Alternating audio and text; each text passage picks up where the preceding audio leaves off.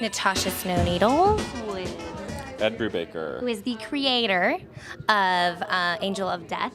Tell me about the show and where your inspiration came from.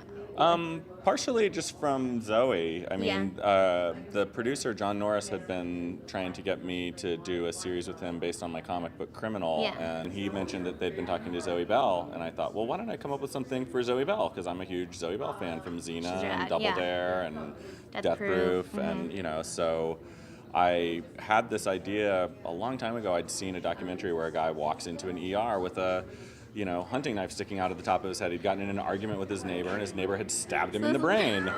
And they normal activity that happens. And I looked into it, and I found, in the documentary, they just shaved the guy's head and slowly pulled the knife out, and that was all they did, really. And then they just have to watch him. And so I researched it more, and I found out this is not as uncommon as you would think. Yeah, exactly. It's like the nail in the head, or but it was just because of where it was. He didn't have any real damage, and I thought it would be a really good visual, and I just wrote that down at some point. And then I was trying to think of something for Zoe, and I just thought I had been thinking about doing it with like a hitman, but I couldn't figure out an interesting twist on it. And then when it was Zoe, it was suddenly like, oh, I'll take that hitman idea and make it a girl who kicks ass, and that will be much more interesting. Still able to kick ass with a knife in her head. So doing a stunt. Can you show me like a little stunt?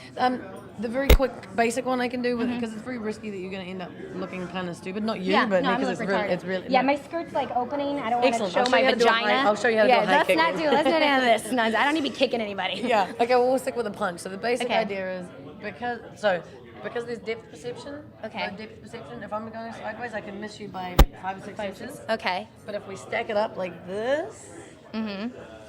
Now I'm still missing by 5 or 6, but yeah, if you do that's cool. Then it looks like you're doing I like it. Okay, let's do it. Let's do it for real. Like you are so annoying. Where did the idea of putting it on the internet start off, as that's what you wanted to do, or were you aiming towards television, or how did that get started? I've been a fan of Brubaker's for a long time, and been reading his comics for a long time, and I had fallen in love with Criminal, which is a noir series that he does, and it reminded me of my father and I used to listen to the old Shadow radio shows and Dragnet. We used to listen to all the radio shows together. And when I read Brubaker's books, it just inspired me to think about how these shows would be like a new serial online.